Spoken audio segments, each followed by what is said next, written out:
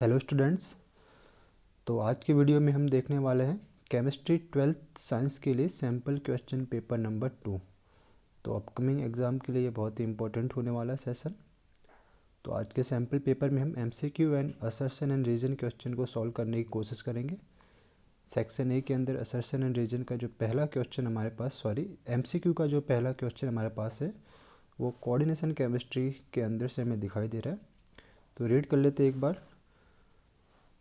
A complex compound in which the oxidation number of metal is 0 is means इनमें से oxidation number 0 metal का होना चाहिए। उस कॉम्प्लेक्स को हमें सर्च करना है। तो देख लीजिए पहले हमें क्या दिखाई दे रहा है, NiCO4 स्क्वायर ब्रैकेट और इसके साथ कोई भी काउंटर आयन नहीं दे रखा।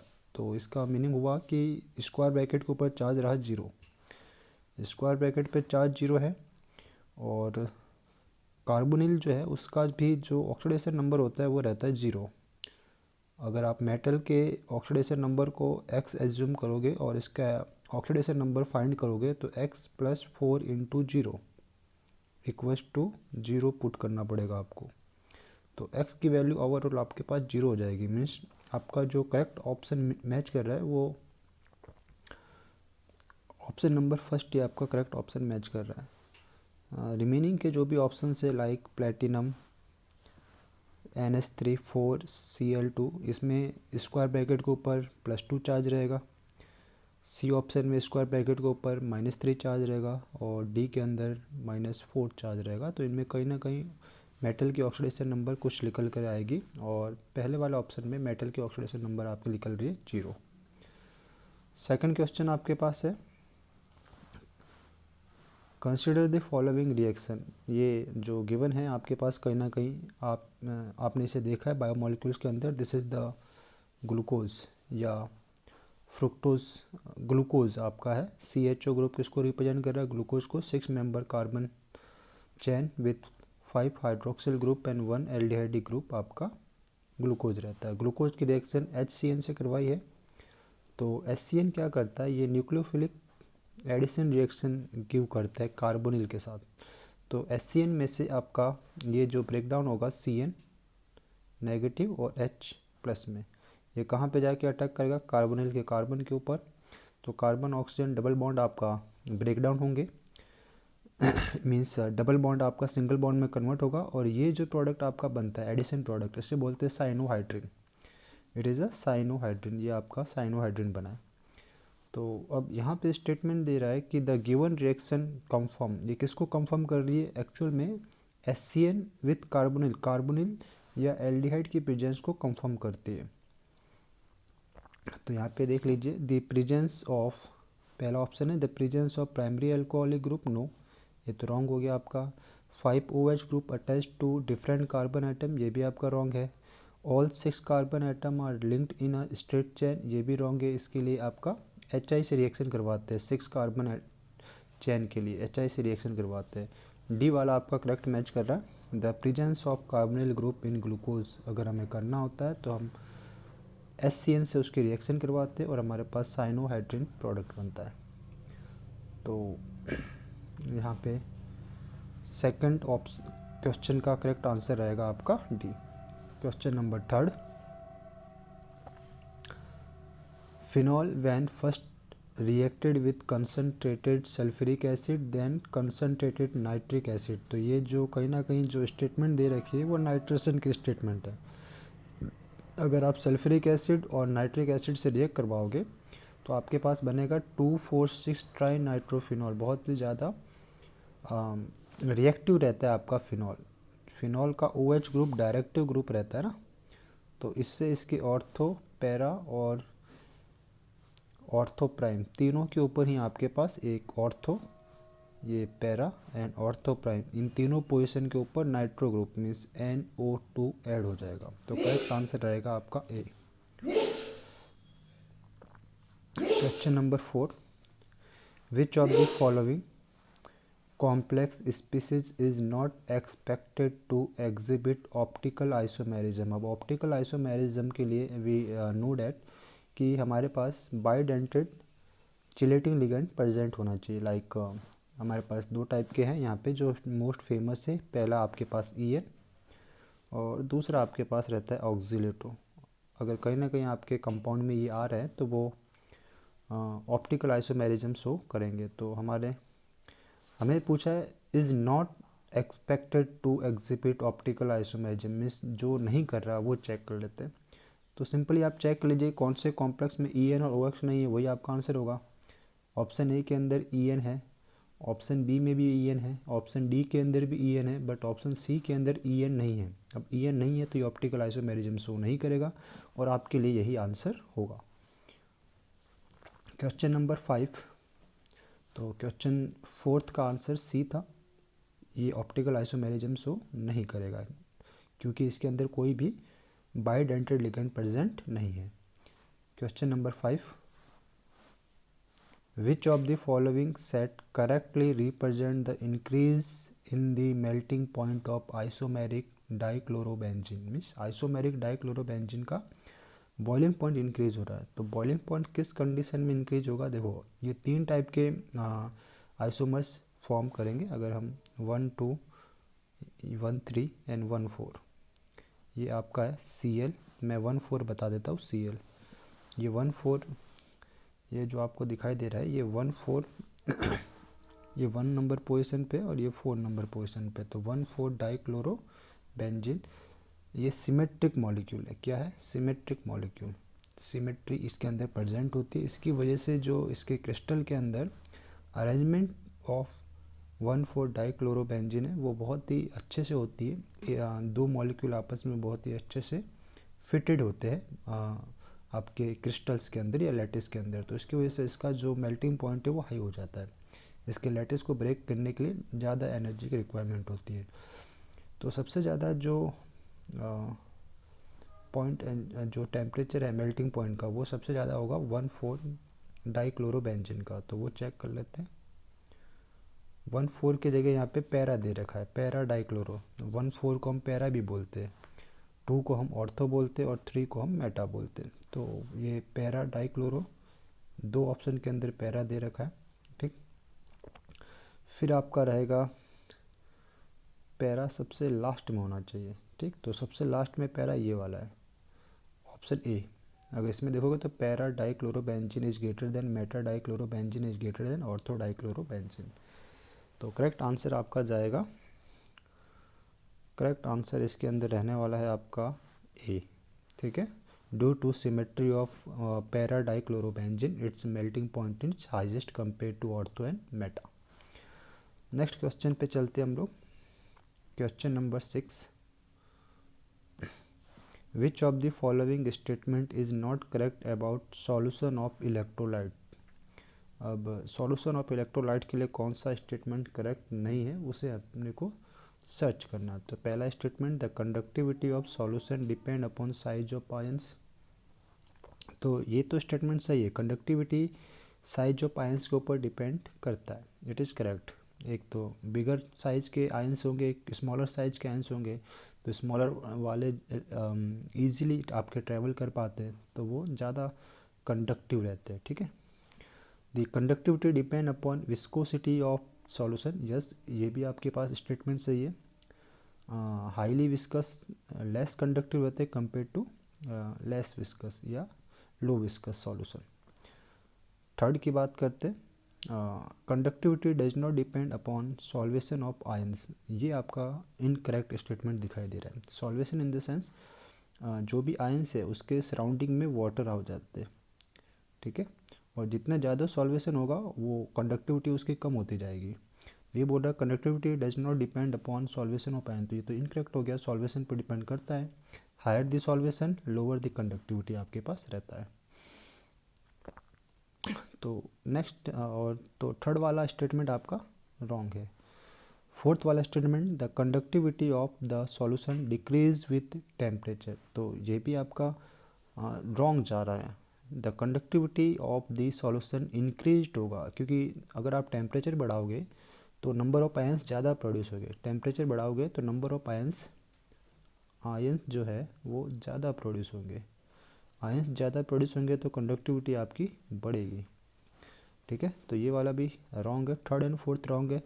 हमें इज़ नॉट करेक्ट वाला पूछा है, इज़ नॉट करेक्ट वाला स्टेटमेंट पूछा है, तो इज नॉट करेक्ट वाला स्टेटमेंट यहाँ पे निकल करके आ रहा है थर्ड एंड फोर्थ, यानी ऑप्शन सी आपका करेक्ट आंसर रहेगा, option C. Seventh number question, which of the following pair is the essential constituent of our food. हमारे फूड के लिए इसेंशियल कौन है, तो हमारे फूड के लिए इसेंशियल है proteins and carbohydrate is essential constituent for our food, proteins and carbohydrate. तो इसके लिए करेक्ट आंसर रहेगा बी, प्रोटीन्स एंड कार्बोहाइड्रेट। ठीक है, question number 8, which of the following statement is not correct amines. Amines में कौन सा करेक्ट नहीं है, एमीन्स के लिए स्टेटमेंट कौन सा करेक्ट नहीं है। All aliphatic amines are more basic than ammonia. Yes, all aliphatic amines जो है अमोनिया से मोर बेसिक होते हैं, क्योंकि एलिफेटिक एमीन्स के अंदर आर ग्रुप अटैच्ड होता है जो NH के ऊपर इलेक्ट्रॉन डेंसिटी को इंक्रीज कर देता है। ठीक है, इसकी वजह से ये ज़्यादा बेसिक होते हैं, तो पहला ऑप्शन तो सही है। B, boiling point of 1 degree amine is lower than 2 and 3 degree amine, ये आपका इनकरेक्ट लग रहा है। देखो 1 डिग्री में 2 हाइड्रोजन प्रेजेंट है, 2 एंड 3 डिग्री में 1 हाइड्रोजन और 0 हाइड्रोजन प्रेजेंट होगा, ये 2 डिग्री हो गया और ये आपके पास हो गया 3 डिग्री। ठीक है, ये हो गया आपका 3 degree, this one is 3, this one is 2। तो इसमें तो 1 हाइड्रोजन और इसमें 0 हाइड्रोजन प्रेजेंट है, तो अगर आपके हाइड्रोजन ज़्यादा होंगे तो हाइड्रोजन बॉन्डिंग भी ज़्यादा होगी, हाइड्रोजन बॉन्डिंग ज़्यादा होगी तो उसकी बॉइलिंग पॉइंट ज़्यादा होना चाहिए। ये बोल रहा है बॉइलिंग पॉइंट 1 डिग्री का कम है, तो ये करेक्ट इनकरेक्ट आपके पास हो गया। Which of the following statement is not correct, तो option B is the not correct, option B आपके पास आंसर रहेगा इस क्वेश्चन का। 9th number question, 9th number question को थोड़ा एनालाइज करना पड़ेगा। The graph showing the boiling points of some hydrocarbon, means ये ग्राफ जो है वो बॉइलिंग पॉइंट शो कर रहा है। आइडेंटिफाई द कंपाउंड, पहला ग्राफ लो, उसके बाद इससे थोड़ा ज़्यादा, उससे ज़्यादा और सबसे ज़्यादा, मीन्स बॉइलिंग पॉइंट आपका ग्रेजुअली इंक्रीज हो रहा है। तो ग्रेजुअली इंक्रीज कब होगा, जब मॉलिकुलर मास उसका इंक्रीज होवे या हेटेरो एटम उसमें चेंज होता रहे। तो इसमें एक एक ऑप्शन को थोड़ा चेक करना पड़ेगा। Like first option 1 propane 1 chloropropane, ठीक है। सेकंड का आपके पास जो बॉइलिंग पॉइंट है,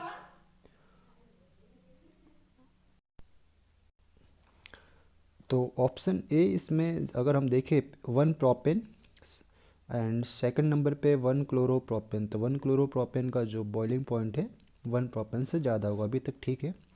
थर्ड आइसोप्रोपिल क्लोराइड, अब आइसोप्रोपिल क्लोराइड जो है वो सेकेंडरी क्लोराइड है, तो इसका बॉइलिंग पॉइंट ब्रांच, इसमें ब्रांचिंग आ गई, थर्ड वाले में ब्रांचिंग आ गई, तो इसका बॉइलिंग पॉइंट तो कम होना चाहिए, तो ज़्यादा दे रखा है, तो ये रॉन्ग हो गया, मीन्स ए ऑप्शन आपका रॉन्ग हो गया। ऑप्शन बी को देख लेते हैं, 1 प्रोपेन, फिर 2 आइसोप्रोपिल क्लोराइड, थर्ड पर है 1 क्लोरोप्रोपेन एंड फोर्थ पर है 1 क्लोरोब्यूटेन।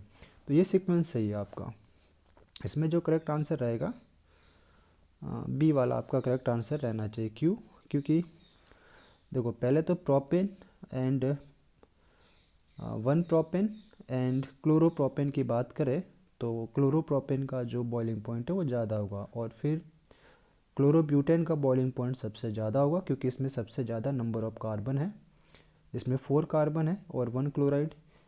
2 एंड 3 में 3 कार्बन 1 क्लोराइड है, 2 एंड 3 में 3 नंबर ज़्यादा है। क्यों, क्योंकि ये विदाउट ब्रांचिंग वाला हेलो एल्केन है, जबकि 2 जो है वो ब्रांचिंग वाला हेलो एल्केन है। लाइक इसमें जो Cl है वो बीच में रह रहा है 2 नंबर, ये रह गया आपका आइसोप्रोपिल। आइसोप्रोपिल का ये समथिंग स्ट्रक्चर रहेगा। ठीक है, तो करेक्ट आंसर है इसमें बी। इसमें कंसेप्ट रहेगा number of carbon plus branching and plus molar mass, जिसका सबसे ज़्यादा मोलार मास है उसका जो बॉइलिंग पॉइंट ज़्यादा रहेगा। नेक्स्ट क्वेश्चन आपके पास question number 10, match the amino acid given in the column first with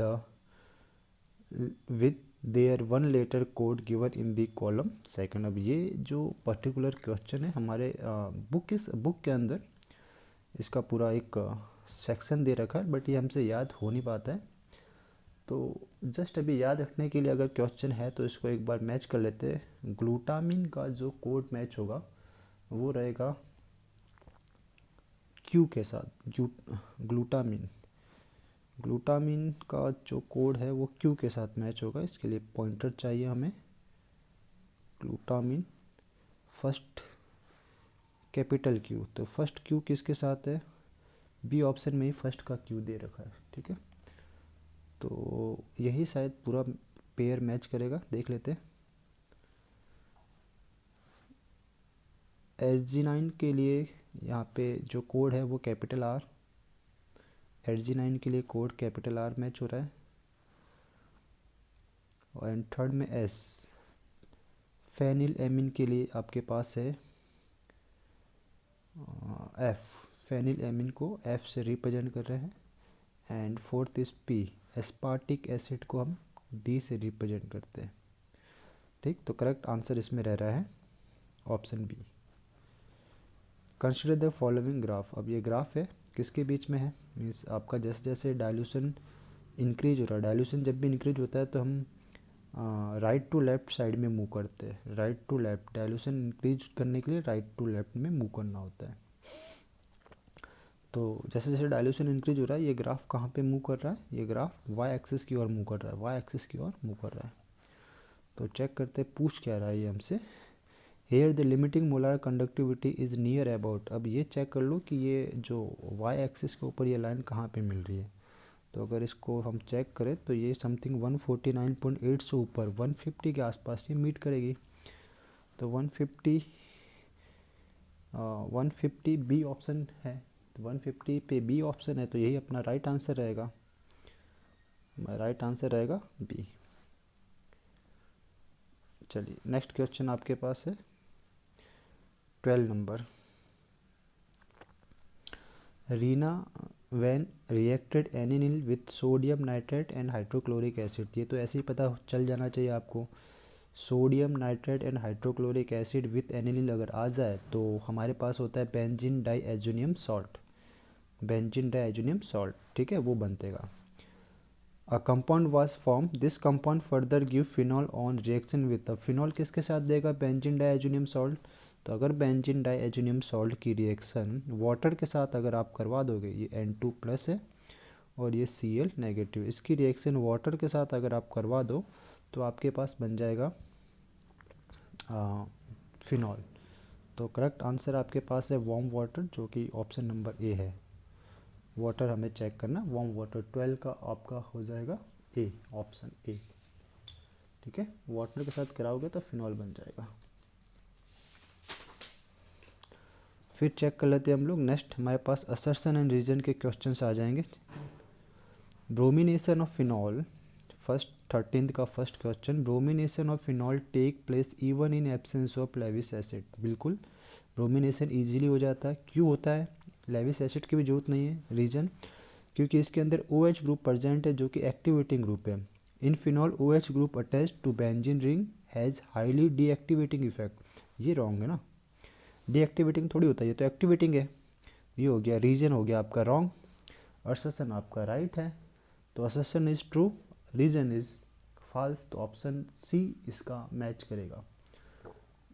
तो इसका करेक्ट आंसर निकल रहा है सी, assertion is true and reason is false। 14th number question को भी देख लेते हैं एक बार। assertion cuprous ion copper +1 is colorless whereas cupric ion is blue in the aqueous solution। तो ऐसा क्यों होता है? क्योंकि कॉपर प्लस जो है वो फुलफिल्ड D10 कॉन्फ़िगरेशन है, फुलफिल्ड D10 कॉन्फ़िगरेशन है आपके पास, और इसमें अनपेड इलेक्ट्रॉन हो जाता है 0, मीन्स n की वैल्यू अनपेड इलेक्ट्रॉन 0। जबकि कॉपर 2+ की बात करें तो ये D9 कॉन्फ़िगरेशन है और इसमें अनपेड इलेक्ट्रॉन इसमें प्रेजेंट है 1, इस 1 अनपेड इलेक्ट्रॉन की वजह से ये कलर प्रॉपर्टी शो करता है। तो इन सबको हटा लेते हैं हम लोग। तो cuprous is colourless whereas cupric means copper 2+ is blue in colour. Reason cuprous ion has unpaired electron while cupric ion does not. तो रॉन्ग दे रखा है। अभी हमने देखा कि क्यूप्रिक के अंदर एक अनपेड इलेक्ट्रॉन था, ठीक है, तो ये हो गया रॉन्ग, ये आपका करेक्ट है, ये रॉन्ग, ये करेक्ट है। तो इसके लिए भी ऑप्शन सी मैच करेगा। Assertion is correct, reason is wrong. 15th number question read करते हैं। Separation of zirconium and hafnium is difficult. ठीक है, जिरकोनियम एंड हाफनियम ये 3D एंड 4D के एलिमेंट है, सॉरी 4D एंड 5D के element है, not 3D, 4D and 5D के। Because zirconium and hafnium lie in the same group of periodic table. अब ये same group of periodic table में होने की वजह से है क्या, ऐसा ये कहना चाह रहा है। तो हमें पता है कि लेंथेनॉइड कॉन्ट्रैक्शन की वजह से, इसका रीजन हमें पता था, लेंथेनॉइड कॉन्ट्रैक्शन की वजह से इसका जो सेपरेशन है वो डिफ़िकल्ट हो जाता है। बट यहाँ पे रीजन कुछ और दे रखा है। ये दोनों सेम ग्रुप में लाई करते हैं, ये बात सत्य है, बट रीजन को एक्सप्लेन नहीं कर रहा। तो हमारे पास करेक्ट आंसर मिलेगा B. Both A and R are correct, but R is not a correct explanation of the assertion. ठीक है, तो हमारे पास दोनों स्टेटमेंट सही है, बट रीज़न इसका करेक्ट नहीं है। रीजन की स्टेटमेंट हमारे पास रहेगी कि because due to the lanthanoid contraction zirconium and hafnium has same atomic radii. इनकी एटॉमिक रेडियाई क्या रहती है, सेम रहती है, so they are difficult to separate. 16th number के क्वेश्चन को हम देख लेते हैं।